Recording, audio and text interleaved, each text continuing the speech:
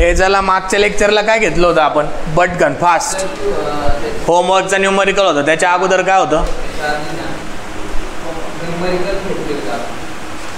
हा पण शेवटचं न्यूमरिकल काय होतं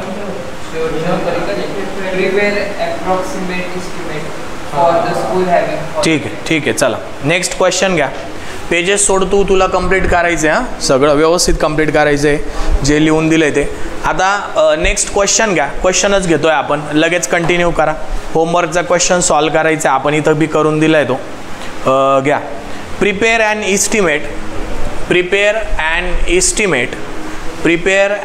इस्टिमेट फॉर क्वेश्चनच लगेच क्वेश्चनच चालू आहे आपलं prepare and estimate for 2 span bridge 2 स्पॅनचा ब्रिज आहे prepare and estimate for 2 span bridge of 40 meter each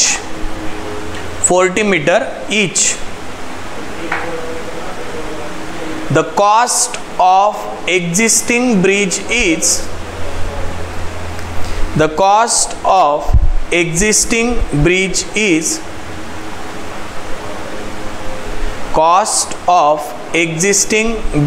is 50,000 50,000 per meter 50,000 per meter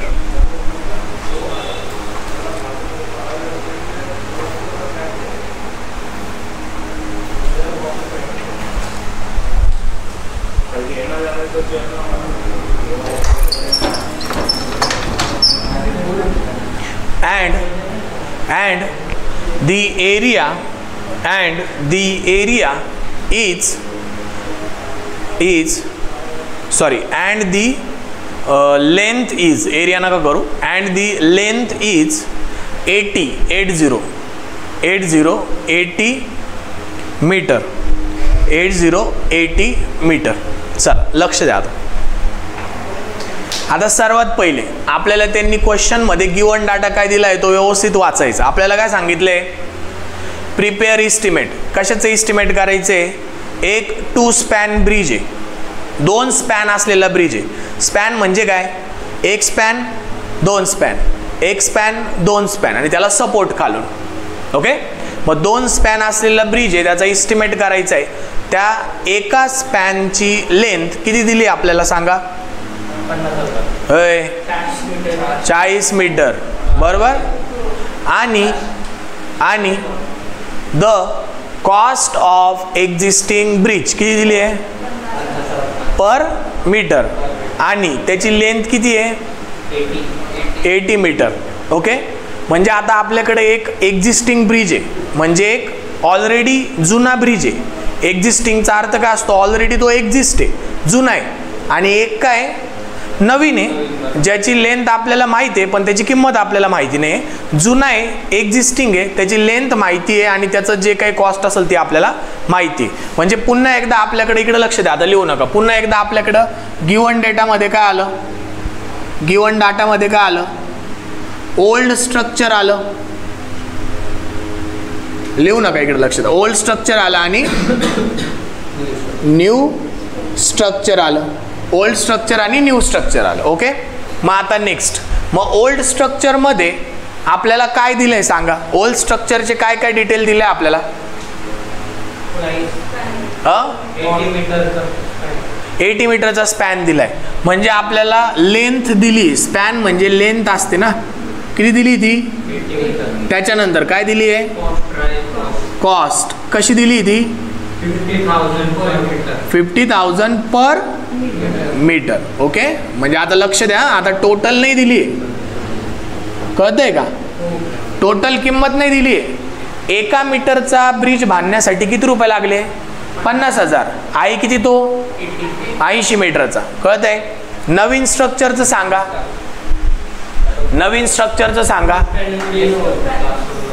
2 span bridge दिले 2 स्पॅन दिले एका स्पॅनची लेंथ किती आहे 40 मीटर इच आणि ह्या ब्रिजची आपल्याला काय काढायची आहे कॉस्ट काढायची ओके दिलेला गिवन डाटा दिलेला गिवन डाटा आपल्याला व्यवस्थित उतरवता आला पाहिजे, ते महत्त्वाचे. चला आता लक्ष द्या. ठीक आहे, मग आता आपण काय करू शकतो की आपल्याला किंमत भेटल? सांगा काय करायचं मी इथं की आपल्याला नवीन ब्रिज आणि नंतर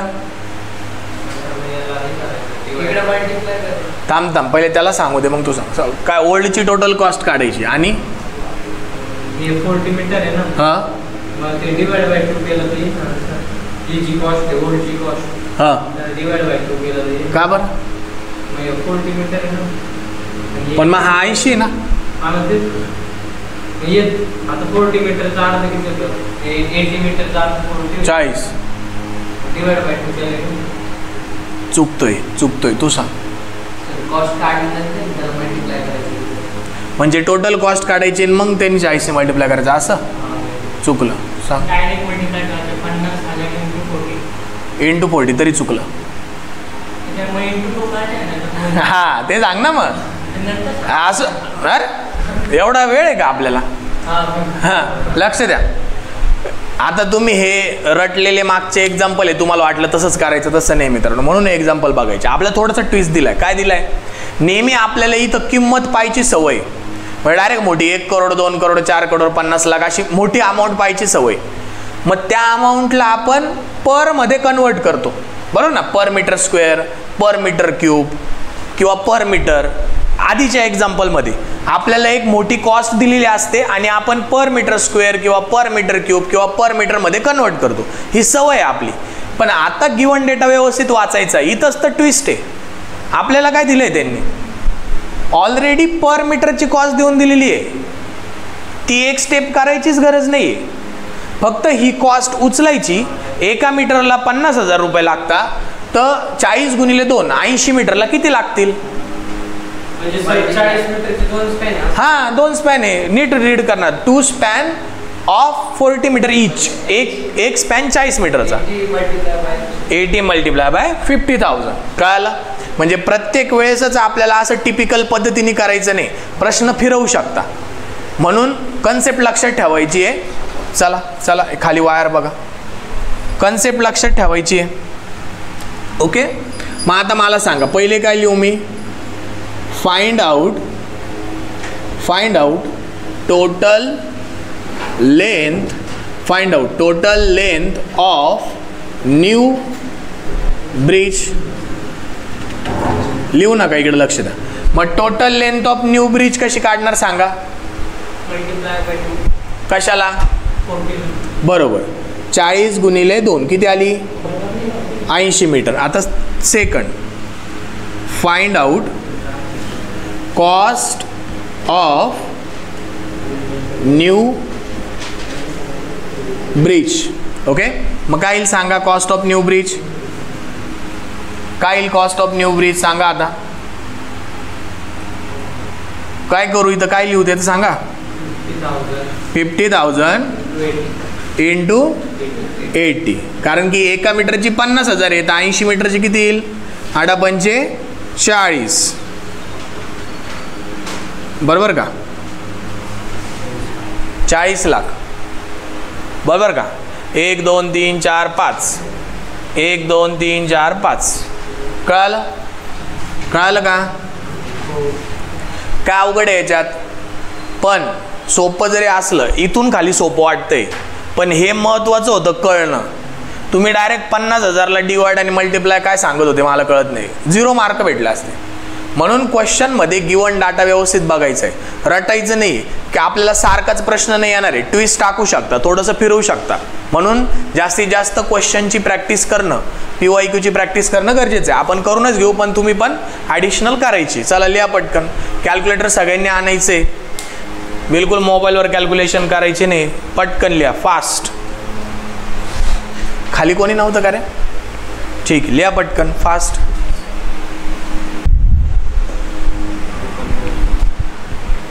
चला लक्ष द्या. नेक्स्ट क्वेश्चन घ्या. Prepare an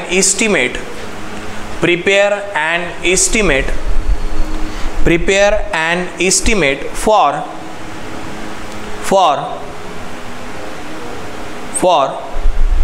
3-span bridge, for 3-span bridge of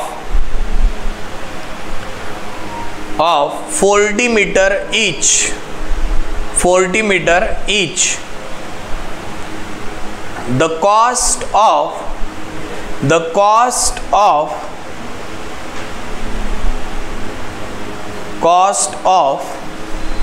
4-span bridge is, the cost of 4-span bridge is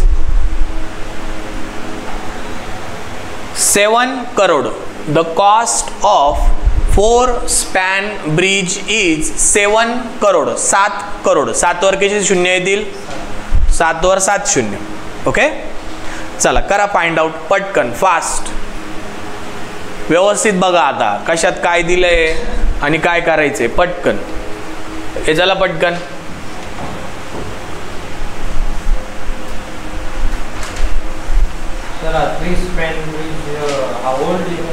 हां नाही बघा आता ते तुम्ही बघा, तुम्हाला क्वेश्चन समजला पाहिजे. तो ओल्ड नाही, त्यांनी शब्द काय वापरला आहे? Prepare and estimate of 3-span bridge. म्हणजे कोणाचं इस्टिमेट तयार करायचं आहे? 3-span. चला पटकन 3-span ब्रिजचं.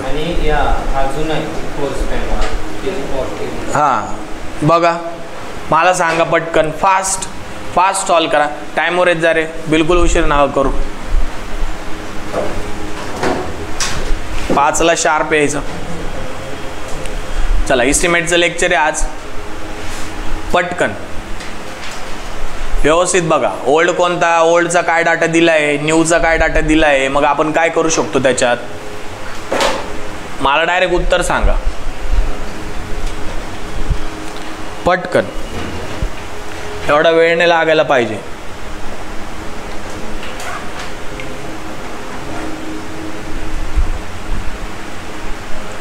प्राजक्ता कुठे आहे आज?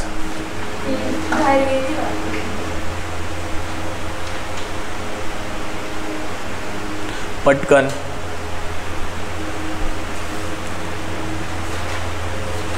कोणाचं झालंय? हे जुनं एक्झाम्पल आहे, नवीन एक्झाम्पल दिलं. याचा फोटो काढून घ्या वाटलंस, ग्रुपवर टाकून द्या.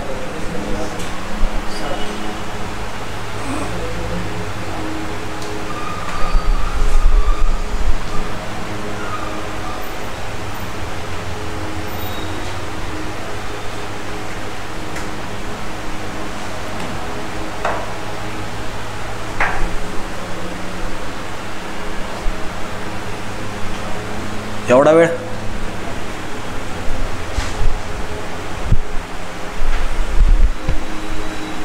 काय केलं तुम्ही? काय करताय मला सांगा. कसं केलं?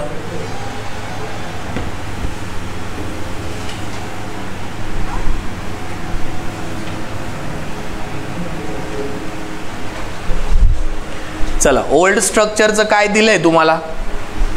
ओल्ड स्ट्रक्चरच्या काय काय डिटेल दिलंय सांगा.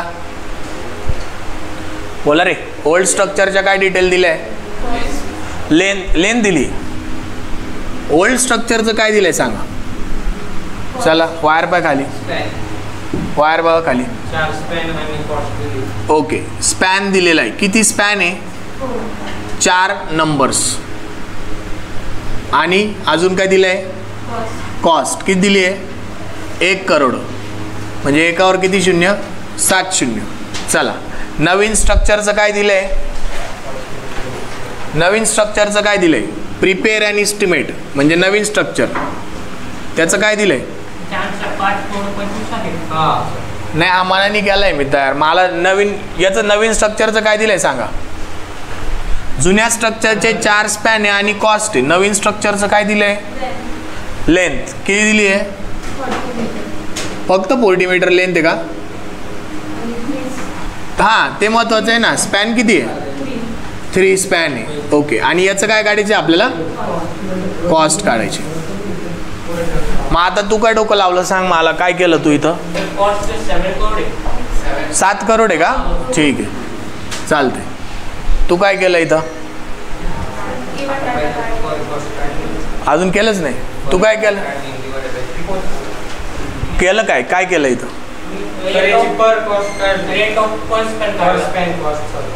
किती आली? ओके. आणि नंतर काय केलं? हे नाही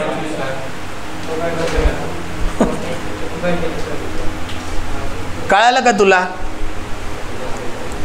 आपल्याला इकडे लक्ष द्या. तू पण इकडे लक्ष द्या. आपल्याला जुने किती स्पॅन दिले? 4 स्पॅनची किंमत 7 करोड आहे, बरोबर. आणि नवीनचे किती स्पॅन दिले? 3. ही लेंथ गंडवायला दिली आहे, ही याड्यात काढायला दिली. याचा काही संबंध नाही. याचा विचार करत बसले वेळ पण जाणार, चुकणार. इकडं बघा ना, जुन्या स्ट्रक्चरचं काय दिलंय? नंबर्स. म्हणजे कुठेतरी डोक्यात ठेवायचं की आपल्याला पर नंबर कॉस्ट काढायची. आता कळतंय? नवीन स्ट्रक्चरचे स्पॅन किती आहे? 3. याचा काही संबंध नव्हता, एक्स्ट्रा डाटा दिलाय कॉस्ट. ओके, कॉस्ट काढायची. मग जुन्या स्ट्रक्चरची प्राइस किती आहे? 7 करोड. स्पॅन किती आहे? 4 स्पॅनला 7 करोड लागत असतील तर एका स्पॅनला किती लागतील? Cost per span is equal to, कशी काढणार? का पर स्पॅनच कॉस्ट काढली?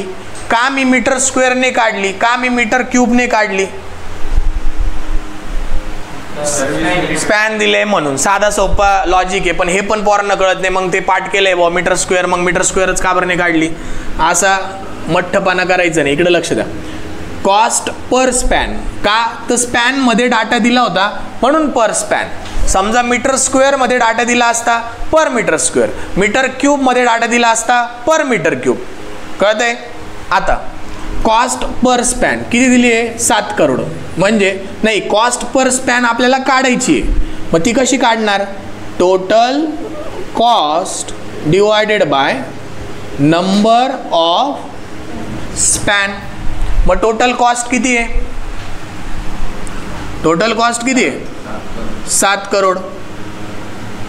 1 2 3 4 5 6 7 डिवायडेड बाय स्पॅन किती आहे?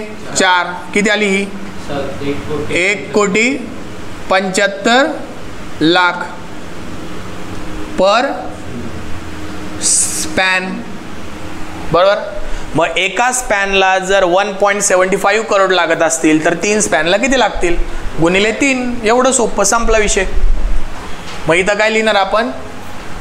टोटल कॉस्ट ऑफ न्यू काय? न्यू ब्रिज काय? 1,75,00,000 इंटू 3. किती आली सांगा? 5,25,00,000.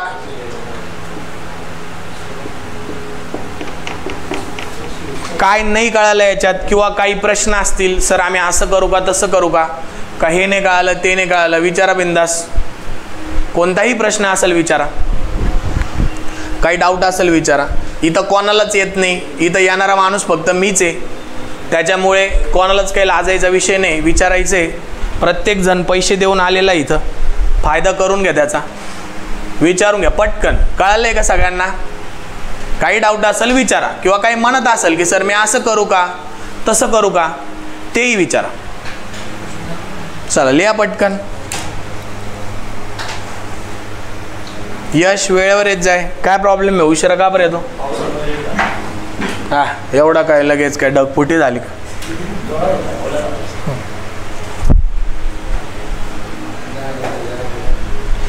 लिहा पटकन. वेगवेगळ्या टाईपचे न्यूमरिकल घेतोय आपण. लक्ष द्या, तुम्ही लक्षात येऊ द्या. नेक्स्ट क्वेश्चन घ्या. नेक्स्ट क्वेश्चन घ्या. Hospital building. नेक्स्ट क्वेश्चन घ्या. Hospital building.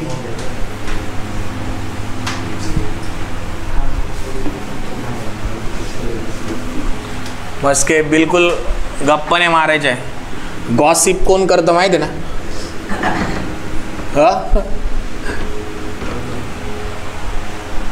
आपल्या जेंडरचा रिस्पेक्ट ठेवा. बोलायचं नाही गपचूप. चला. Hospital building of 150 beds.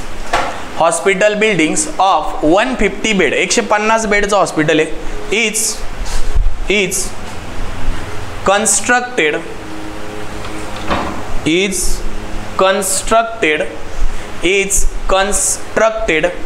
in Talegaon. Talegaon TALEGAON Talegaon.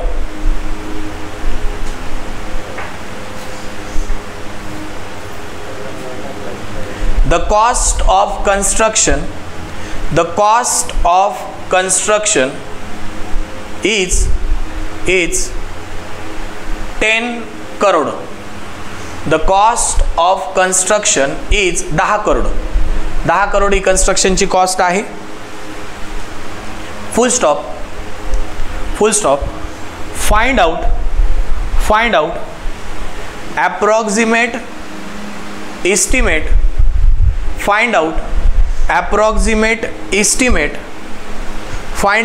approximate estimate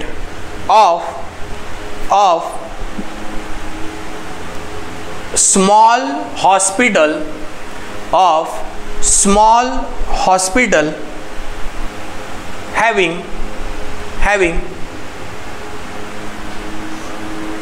37 number of beds in same society. Full stop. Use service unit method. चला. आता ज्याला येत असेल त्याला फ्री हँड आहे, तो काढू शकतो. ज्याला नसेल येत त्याने इकडे लक्ष द्यायचं व्यवस्थित. क्वेश्चन एकदा रीड करा. गिवन डाटा काय दिलाय आपल्याला? गिवन डाटा काय दिलाय? ओल्ड हॉस्पिटल दिलंय आणि न्यू हॉस्पिटल दिलंय. ओके. ओल्ड हॉस्पिटलचा काय डाटा दिलाय आपल्याला? त्यांनी बेड्स दिले. ठीक आहे, बेड्स दिले. किती बेड्स दिले जुन्या हॉस्पिटलचे? 150. 150 बेड्सचं हॉस्पिटल आहे. पुढे त्यांची कॉस्ट दिली आहे. किती दिली आहे?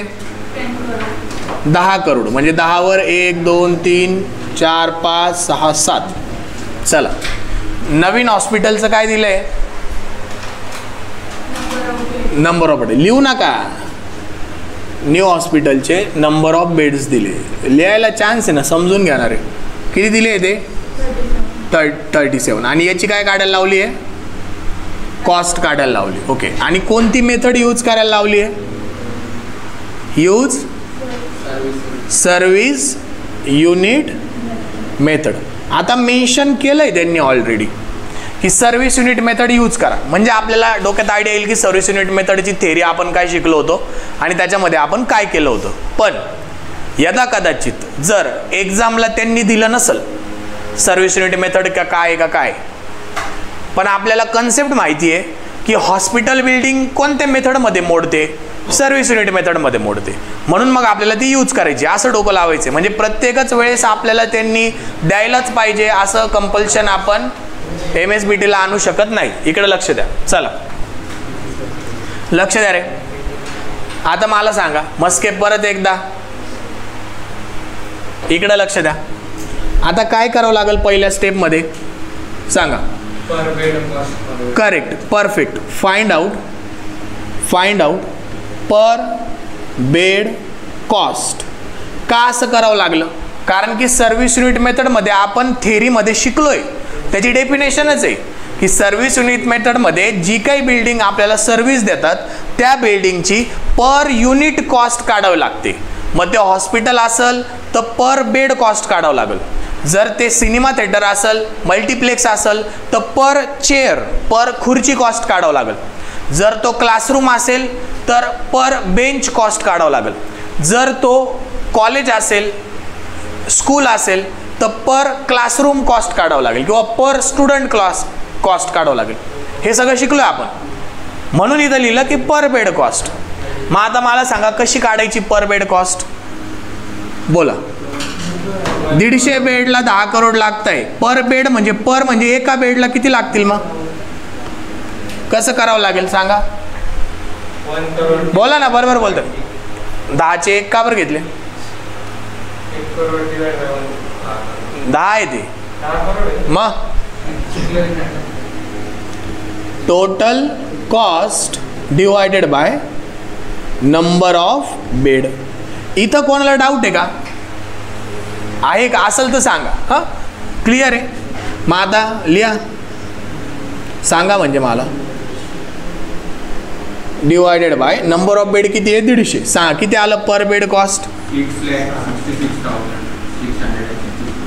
6,66,000. हां 666.66. बरोबर आहे का, 6,66,600 पर बेड. मग एका बेडला 6 लाख 6.5 लाख लागत असतील तर 37 बेडला किती लागतील, एका बेडची कॉस्ट आली तर 37 बरोबर.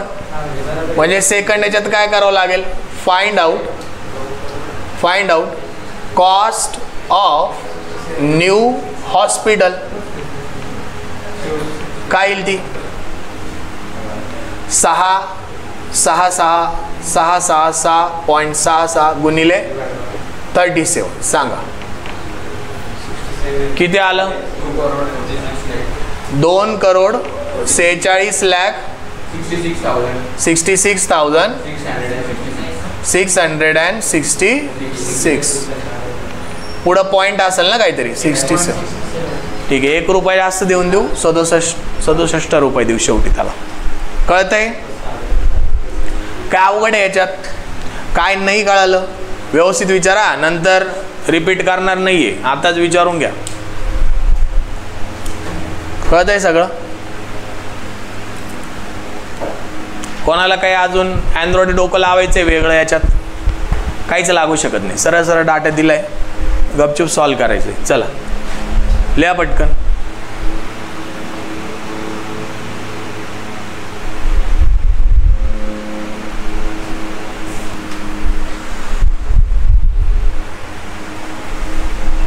नेक्स्ट हेडिंग द्या डेफिनेशन्स, आणि त्याच्यामध्ये पहिली डेफिनेशन लिहा, फर्स्ट मोस्ट इम्पॉर्टंट.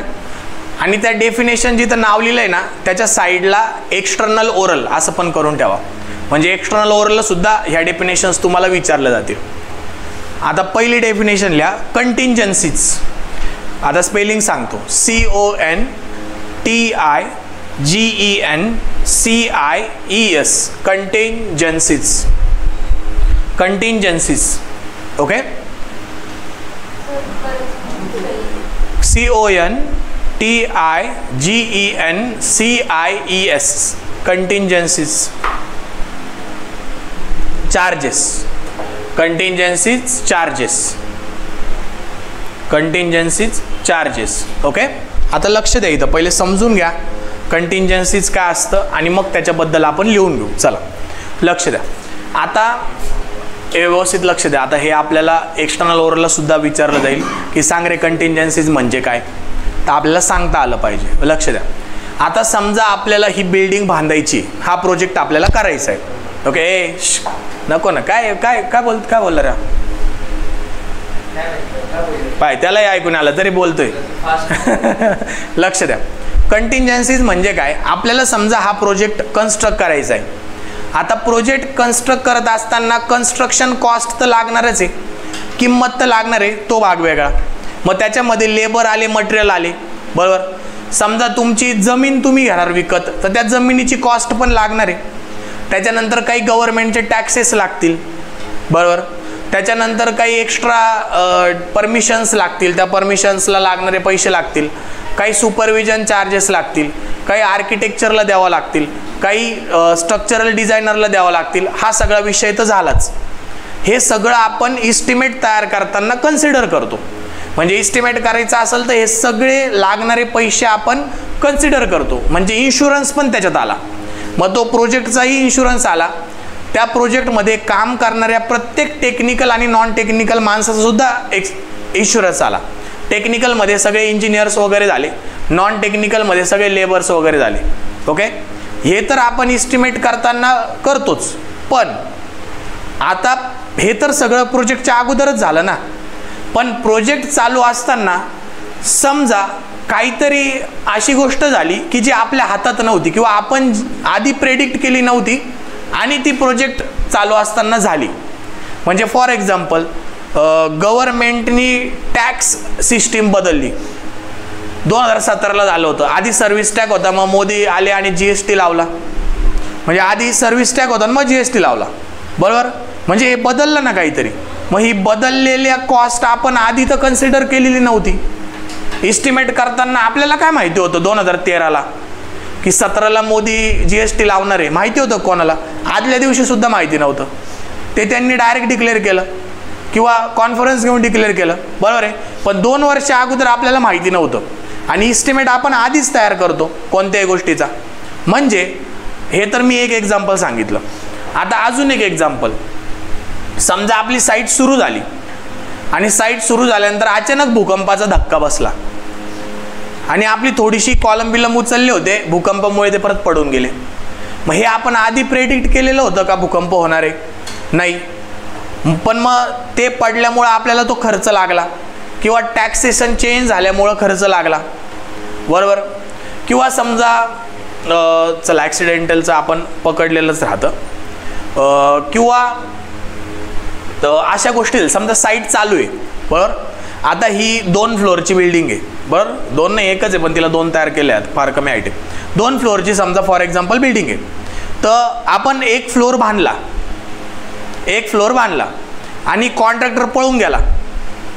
तो म्हटला मला कामच करायचं नाही साहेब, मला परवडत नाही, काय होत नाही, हे होत नाही. मग आपल्या सिव्हिल इंजिनिअरिंगमध्ये काय असतं, एखाद्या माणसाने जर अर्धवट काम सोडलं ना तर नवीन येणारा नाटक करतो. नवीन कॉन्ट्रॅक्टर तिथं यायला नाटक करतो. तो पहिले विचार करतो, अरे यांनी जुन्यांनी का बरं सोडला असेल, काहीतरी प्रॉब्लेम असेल, बिल्डर पेमेंट देत नसेल, ओनर पेमेंट देत नसेल, म्हणून जुन्यांनी काम सोडलं असेल. बरोबर ना. मग नवीन माणूस तिथं, नवीन कॉन्ट्रॅक्टर तिथं वरचा फ्लोअर बांधण्यासाठी जर आपल्याला टाकायचा असेल तर ऑब्व्हियसली त्याला रेट जास्त द्यावा लागतील. आणि इस्टिमेट करताना तर मी पूर्ण बिल्डिंगला एक काहीतरी रेट पकडला होता. म्हणजे अचानक माझे पैसे वाढले. म्हणजे अशा गोष्टी की ज्या माझ्या हातात नाही आहे आणि प्रोजेक्ट चालू असताना अचानक त्या घडल्या आणि त्याच्यामुळे माझा इस्टिमेट वाढला. ह्या सगळ्या गोष्टीसाठी कोणता शब्द वापरतात तर कंटिंजन्सी चार्जेस वापरतात. कंटिंजन्सी चार्जेस म्हणजे असे मिसलेनियस एक्सपेन्सेस की जे इस्टिमेट करताना आपण प्रेडिक्ट करू नाही शकत.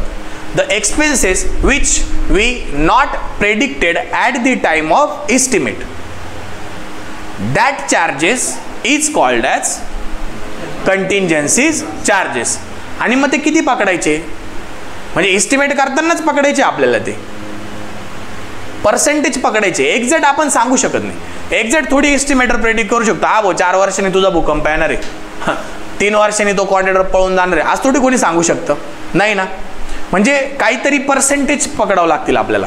मग ते कंटिंजन्सीज पर्सेंटेज किती असतात? 3 ते 5% असतात. किती असतात?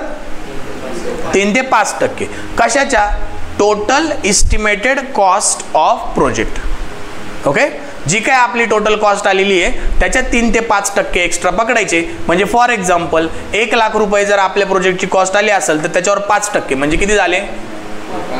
5,000. म्हणजे 1,05,000चा आपल्याला इस्टिमेट बनवायचं आहे, ज्याच्यामध्ये 5,000 आपण कशासाठी राखीव ठेवलेले आहे. समजा काही घटना घडली तर ते 5,000 तिथं वापरता येतील. बरोबर ना. जर ते आपण पकडलेच नाही ॲज अ सिव्हिल इंजिनियर म्हणून, मग काय होईल? मग तो जो ओनर असेल तो 1 लाखाच्या हिशोबानेच पैसे घेऊन चालेल आणि मग अचानक 5,000 लागले तर कुठून आणल? बरोबर ना. म्हणजे आपण सिव्हिल इंजिनियरला हा सगळा विचार करावा लागतो. मग कंटिंजन्सी चार्जेस मध्ये लिहा, पहिला पॉईंट लिहा कंटिंजन्सी चार्जेस. इट इन्क्लूड्स, पहिला पॉईंट लिहा, it includes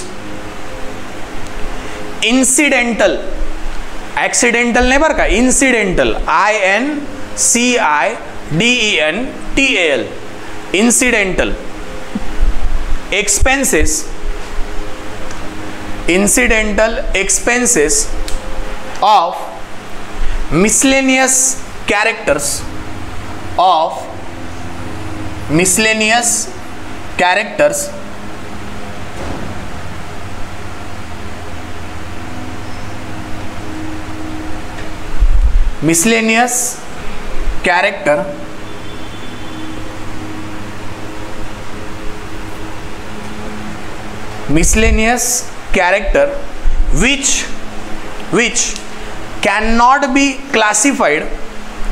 which cannot be classified under any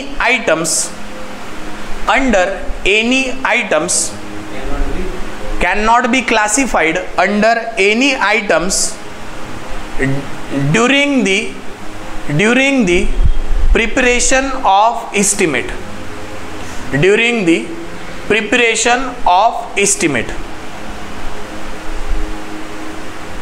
It's called as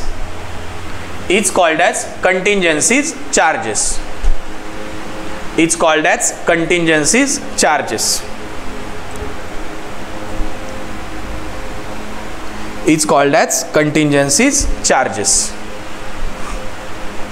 आणि त्याच्यातच दुसरा पॉइंट लिहायचा आपल्याला. we provide 3 to 5%, 3 ते 5%, 3 to 5% of estimated cost as a contingencies charges. Okay, म्हणजे ओरलला आपल्याला विचारलं की सांग रे कंटिंजन्सीज म्हणजे काय, तर अशी रटून डेफिनेशन नाही सांगायची, सरळ सरळ सांगायचं की सर ड्युरिंग द इस्टिमेट आपण अशा अनप्रेडिक्टेबल गोष्टींसाठी ज्या की फ्युचरमध्ये होणार आहे, आता माहिती नाही पण फ्युचरमध्ये होऊ शकता, अशासाठी जे पर्सेंटेज आपण पकडतो, काहीतरी अमाऊंट आपण बाजूला काढून ठेवतो, त्याला काय म्हणतो आपण, कंटिंजन्सी चार्जेस म्हणतो. मग तो दुसऱ्याला प्रश्न विचारला, सांग रे किती टक्के घेता, मग किती टक्के घेता कंटिंजन्सीज, 3 ते 5%. परफेक्टली पाठच ठेवायचा, 3 ते 5%. चला नेक्स्ट पॉइंट घ्या, नेक्स्ट डेफिनेशन घ्या. Next definition, work charge establishment.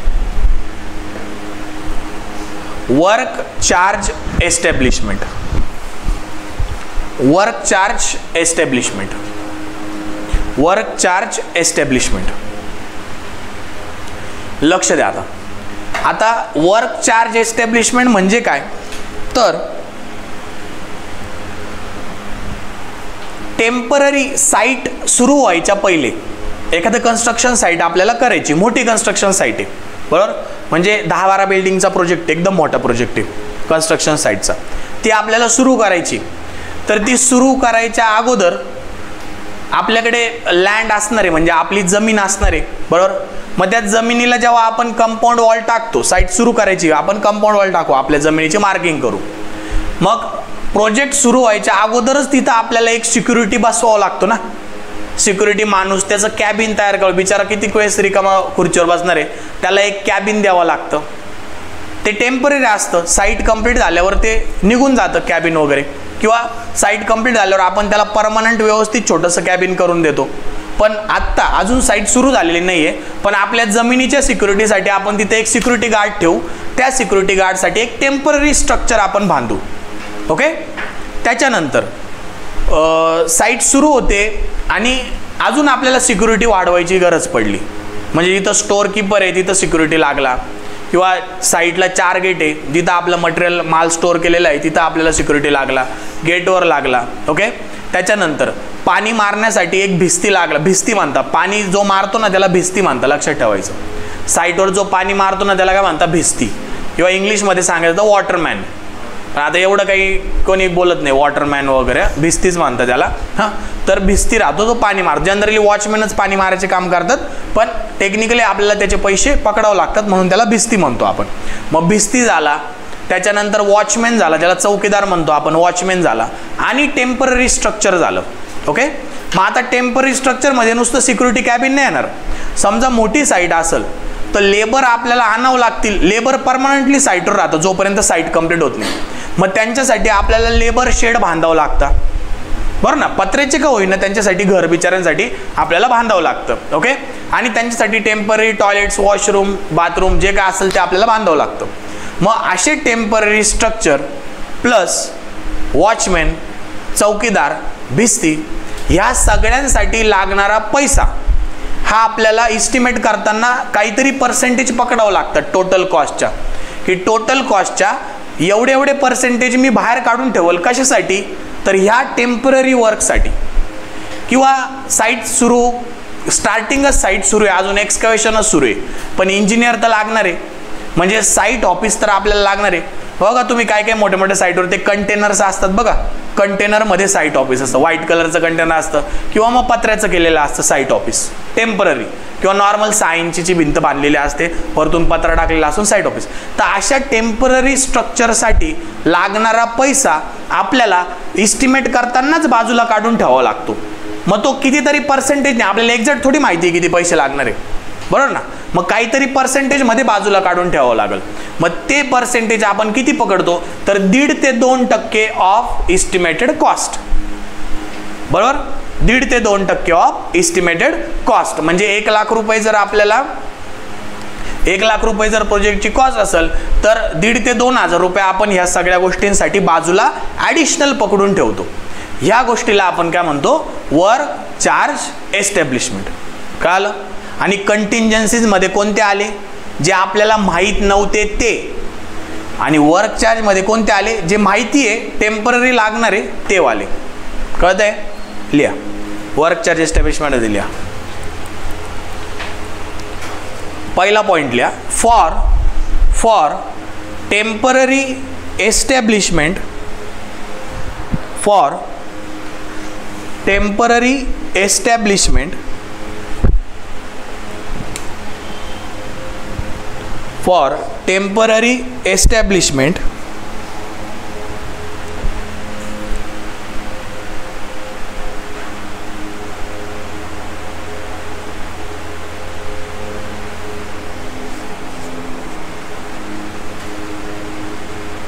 For खोडून टाका, फॉर नका लिहू, फक्त टेम्पररी एस्टॅब्लिशमेंट रिक्वायर्ड फॉर. पहिला फॉर खोडून टाका, सुरुवात अशी करा. Temporary establishment require for completion of work like security cabins, like security cabins, labor sheds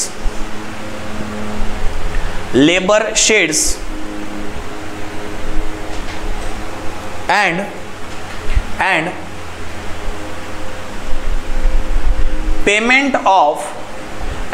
payment of watchman, comma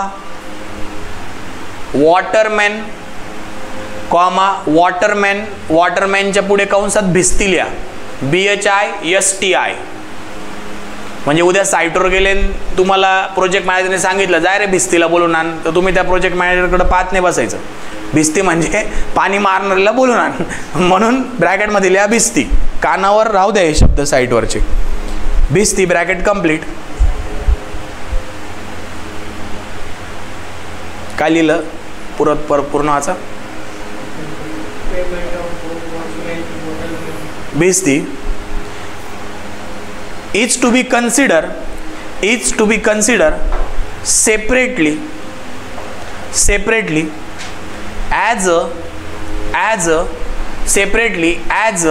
work charge establishment,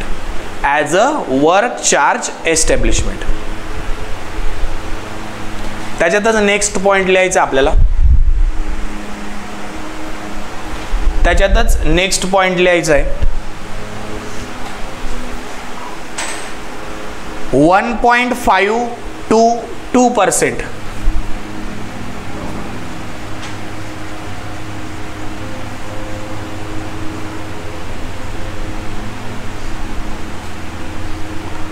1.5 to 2%. आणि कंटिंजन्सीज किती होते आपले 3 ते 5%.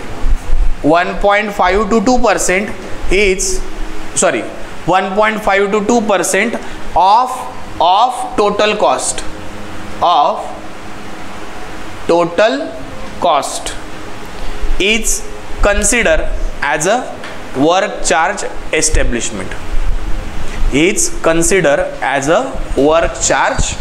establishment.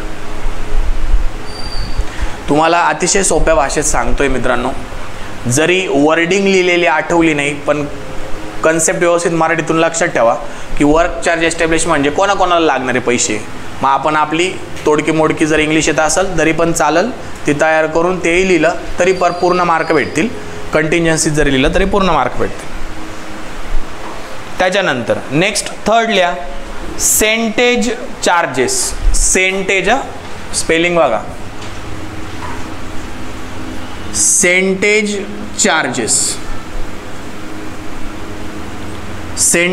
चार्जेस ब्रॅकेटमध्ये लिहा डिपार्टमेंटल चार्जेस. या टेक्निकल टर्म आहे मित्रांनो आपल्या सिव्हिल इंजिनिअरिंग मधल्या, या तुम्हाला माहितीच पाहिजे. मग तुम्ही गव्हर्नमेंट सर्वंट असाल, तुम्ही प्रायव्हेट जॉब करत असणार किंवा तुम्ही स्वतःचं काम करत असणार किंवा घरी बसलेले असणार, कोणी विचारलं कधी विचारलं आपल्याला सांगता आलं पाहिजे आपला डिप्लोमा झालाय. सेंटेज चार्जेस किंवा डिपार्टमेंटल चार्जेस. आता लक्ष द्या, अतिशय सोपी कन्सेप्ट आहे. आता कसं असतं, समजा ॲग्रिकल्चरल डिपार्टमेंट आहे, ॲग्री डिपार्टमेंट आहे किंवा पोलीस खातं आहे, पोलीस डिपार्टमेंट आहे, यांना काहीतरी कन्स्ट्रक्शन करायचं आहे. तर पोलीस लोक काही सिव्हिल इंजिनियर असता का? नाही, पण त्यांना कन्स्ट्रक्शन तर करायचं, त्यांना राहायसाठी बिल्डिंग तर लागतेच. पण पोलीस डिपार्टमेंट वेगळं आलं. त्यानंतर महसूल खातं आहे, महसूल खातं माहिती आहे ना, महसूल खातं आहे. त्याच्यानंतर बँकिंग सेक्टर आहे, गव्हर्नमेंटच्या बँक आहे. हे सिव्हिल इंजिनिअरिंगचे लोक नाही आहे, पण यांना काम करण्यासाठी सिव्हिलचे कन्स्ट्रक्शन करावे लागतात, ऑफिसेस बांधावं लागतात. मग समजा पोलीस डिपार्टमेंटला त्यांची पोलीसची सरकारवाड्याची समजा आपली बिल्डिंग बांधायची आहे, बरोबर. पोलीस तर गव्हर्नमेंटचं डिपार्टमेंट आहे. मग ते काय करेल, आपल्या नाशिकच्या PWD डिपार्टमेंटला एक रिक्वेस्ट पाठवेल की आम्हाला असं सरकारवाड्याचा प्रोजेक्ट बिल्डिंग बांधायची आहे, तुम्ही आम्हाला ती बांधून द्या सुपरविजन चार्जेसवर, बरोबर, किंवा तुम्ही आम्हाला ती बांधून द्या. मग हे डिपार्टमेंट टू डिपार्टमेंट जे काम ट्रान्सफर होतं किंवा डिपार्टमेंट टू डिपार्टमेंट जे चार्जेस केले जातात, म्हणजे PWDचा इंजिनियर ते काम बघायला येणार, बरोबर आहे. काम पोलीस डिपार्टमेंटची बिल्डिंग चालू आहे, PWD वाले त्याला सुपरवाइज करतील आणि मग पोलीस डिपार्टमेंट PWD डिपार्टमेंटला किती पैसे देतील, तर ते जे पैसे येतात ते सेंटेज चार्जेस म्हणून लिहिले जातात. कळतंय का? म्हणजे डिपार्टमेंट टू डिपार्टमेंट जर आपल्याला काम करायचं असेल तर पैसा तर कोण देणार आहे? महाराष्ट्र शासनच देणार आहे ना. पोलीस बी महाराष्ट्राचंच आहे, PWD बी महाराष्ट्राचंच आहे. निधी तर पोलीस डिपार्टमेंटला मंजूर झालेला आहे, पण सुपरविजन करण्यासाठी PWD वाल्यांच्या खात्यामध्ये पोलीस डिपार्टमेंट काही पैसे टाकतील. तर असे गव्हर्नमेंट टू गव्हर्नमेंट जे पैसे जातात ते कशात मोडले जातात? सेंटेज चार्जेसमध्ये मोजले जातात. मग ते किती पकडले जातात? तर ते 10 ते 15% तुम्हाला पकडले जातात, बरोबर आहे. 10 ते 15% ते पकडले जातात सेंटेज चार्जेस. कळतंय? म्हणजे जर सेंटेज चार्जेस कोणी विचारलं तर एवढं सोपं ओरला सांगायचं की सर डिपार्टमेंट टू डिपार्टमेंट, एका गव्हर्नमेंट डिपार्टमेंटनी जर दुसऱ्या गव्हर्नमेंट डिपार्टमेंटचं काम केलं तर ज्या डिपार्टमेंटचं ते काम करतायत ते डिपार्टमेंट ज्यांनी केलंय त्याला 10 ते 15% सुपरविजन चार्जेस देतात. त्याला आपण काय म्हणतो? सेंटेज चार्जेस म्हणतो. कळालं? इथून पुढं सेंटेज चार्जेस नवीन नाही वाटलं पाहिजे. सेंटेज चार्जेस म्हणजे काय माहिती असलं पाहिजे. वर्क चार्ज एस्टॅब्लिशमेंट म्हणजे काय माहिती असलं पाहिजे. कंटिंजन्सीज म्हणजे काय माहिती असलं पाहिजे. लिहा सेंटेज चार्जेस मध्ये लिहा.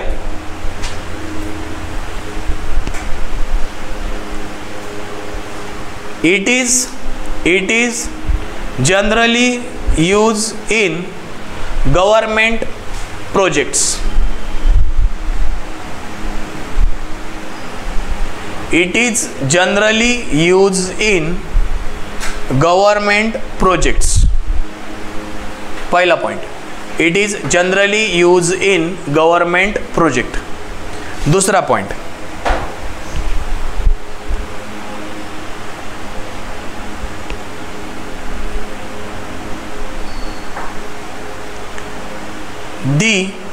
the one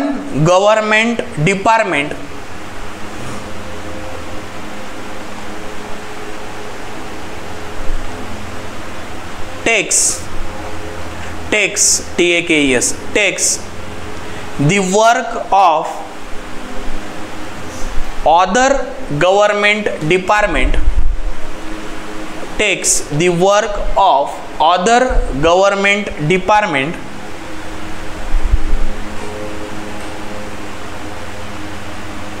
then some percentage amount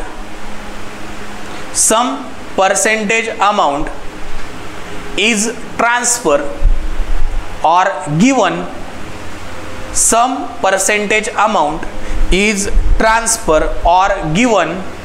as a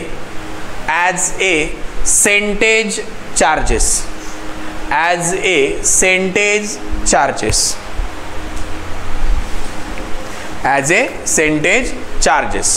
okay, खालच्या ओळीत नेक्स्ट पॉइंट लिहा, त्याच्यातच next point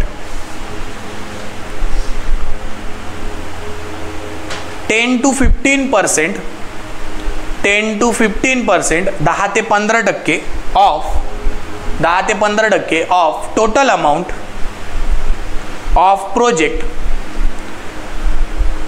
project is considered as a percentage charges. It's considered as a percentage charges. Okay, त्याच्यानंतर नेक्स्ट डेफिनेशन लिहा. Next definition, tools and plants. Next definition लिहा, tools and plants.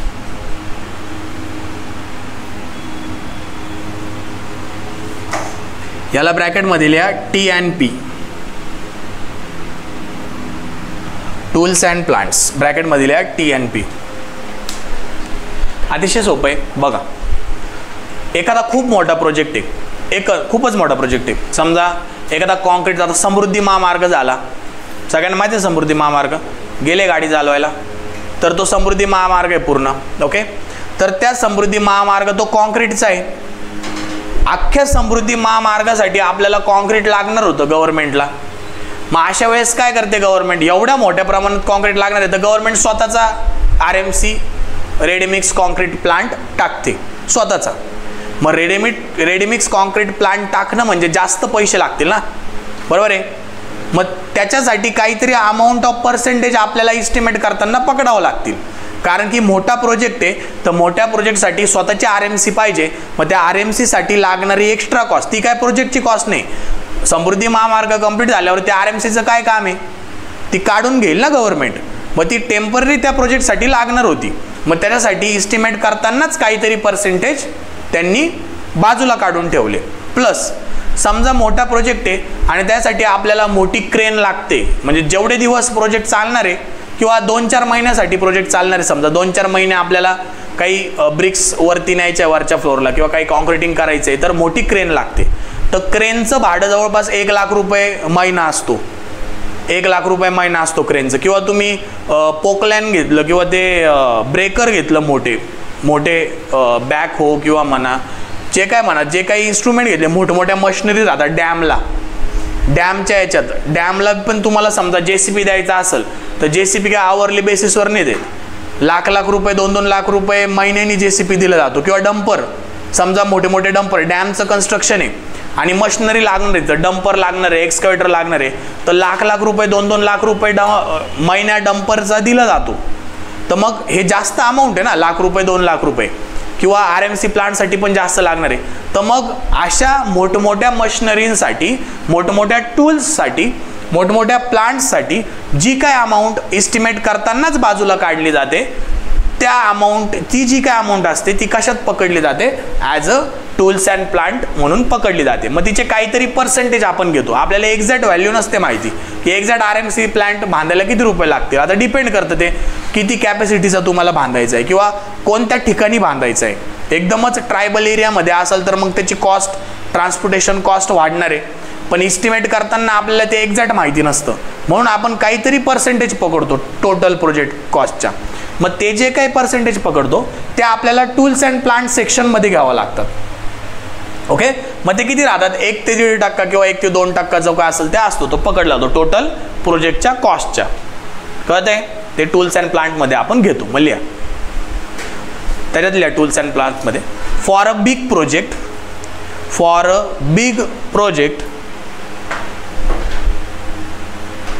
1 to 1.5%, for a big project 1 to 1.5%,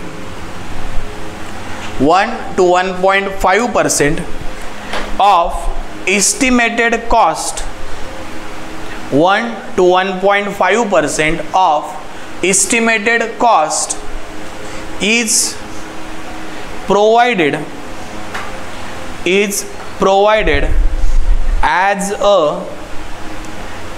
a tools and plant. It's provided as a tools and plants. Okay, it's provided as a tools and plants. बस, आता एवढ्याच सध्यापुरता एवढ्याच term तुम्ही लक्षात ठेवा. आता आपल्याला एक न्यूमरिकल घ्यायचं आहे. त्या न्यूमरिकलसाठी या टर्म लागणार होत्या, म्हणून या टर्म आपण आधी शिकून घेतल्या. तशा या तुम्हाला डिटेल इस्टिमेटमध्ये बघायला भेटतील, पण आपण आधीच शिकून घेतल्या, कारण की ॲप्रॉक्सिमेट इस्टिमेटवर एक न्यूमरिकल विचारलं जातं आपल्याला 4 ते 6 मार्काला, आणि त्याच्यामध्ये हे सगळे पर्सेंटेज आपल्याला कन्सिडर करावं लागतात, म्हणून आपण ते घेतलंय. घ्या, चला क्वेश्चन घ्या. आता क्वेश्चन घ्या. Prepare a approximate estimate. Prepare a approximate estimate. Prepare a approximate estimate. Prepare a approximate estimate for public building. For public building having plinth area. Having plinth area is equal to 1500 meter square. 1500 meter square, and plinth area rate is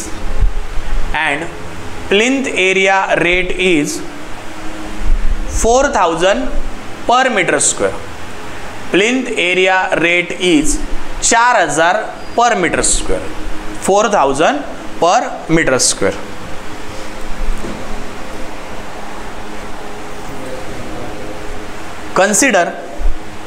Consider following data. Consider following data आणि खाली 1 number टाका. त्याच्यातच क्वेश्चनच लिहायचं आपल्याला. Consider following data आणि एक आकडा टाका, 1 नंबर टाका. Special treatment charges is equal to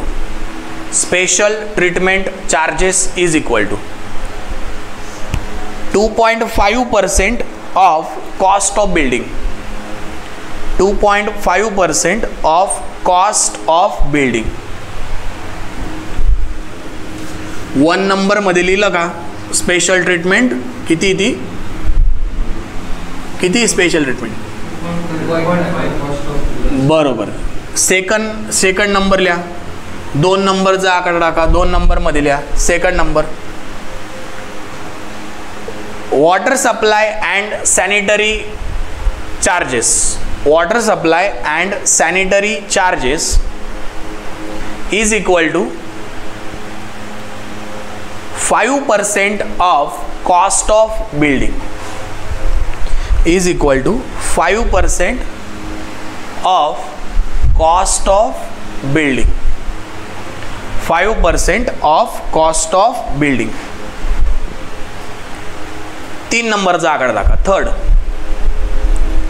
electrification charges is equal to 15%, 15%, 15% of cost of building. त्याच्यानंतर 15% ऑफ कॉस्ट ऑफ बिल्डिंग. त्याच्यानंतर fourth, other services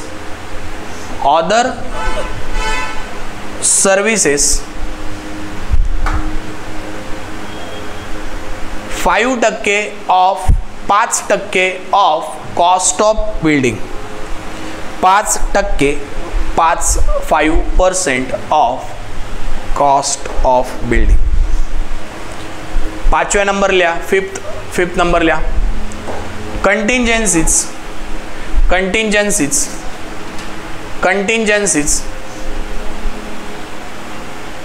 is equal to 3% of overall cost of building. Contingencies is equal to 3% of overall cost of building.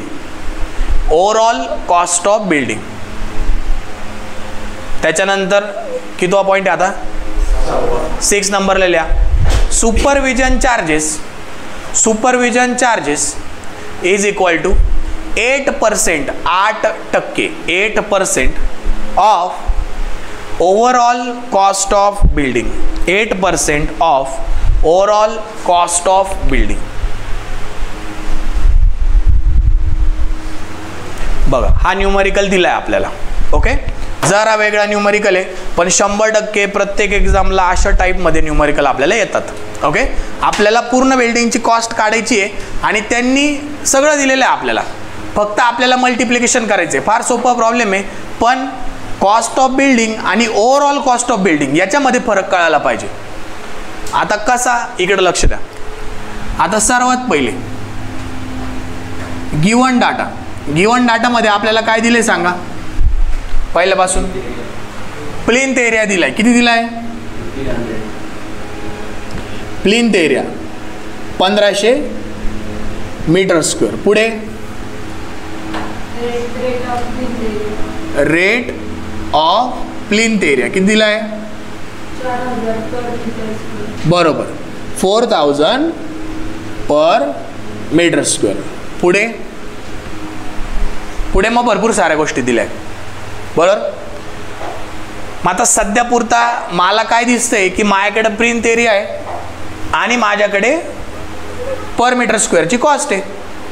एका metre स्क्वेअरला जर 4000 लागत असतील तर 1500 metre स्क्वेअरला किती लागतील? म्हणजे कॉस्ट ऑफ बिल्डिंग किंवा कॉस्ट ऑफ कन्स्ट्रक्शन आपण काढू शकतो का? याच्यावरून काढू शकतो ना. मग पहिला पॉइंट काय लिहायचा? कॉस्ट ऑफ बिल्डिंग किंवा कन्स्ट्रक्शन काय येईल सांगा. लिहू नका कोणीच, इकडे लक्ष द्या. 1500 गुणिले 4000 किती येईल सांगा. 15 चौक 60, हे 2 आणि ते 3, 60 लाख. बरोबर, आता आपल्याला या 60 लाखावर पर्सेंटेज दिले खाली, कळतंय का? मग पहिले किती, कोणते पर्सेंटेज दिले? स्पेशल ट्रीटमेंट दिले. मग इथं लिहायचं दुसरं, म्हणजे याच्यामध्ये आता ए लिहितो मी. स्पेशल ट्रीटमेंट चार्जेस किती दिले ते? 2.5%. कशावर दिले? पण कॉस्ट ऑफ बिल्डिंग. मग कॉस्ट ऑफ बिल्डिंग काढली ना आपण.